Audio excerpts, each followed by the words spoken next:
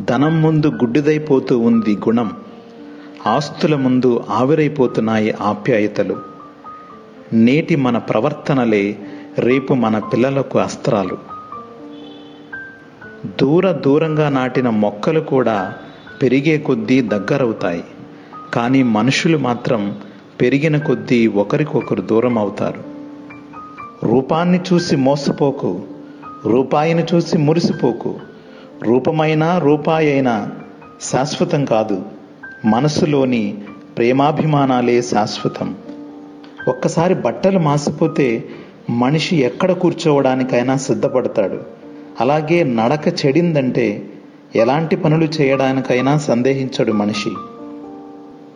మనిషి బ్రతకడానికి పెద్దగా ఖర్చుండదు, కానీ ఎప్పుడైతే ఎదుటివారిలా బ్రతకాలి అని అనుకుంటాడో, ఆశపడతాడో అప్పుడే ఖర్చు అవుతుంది.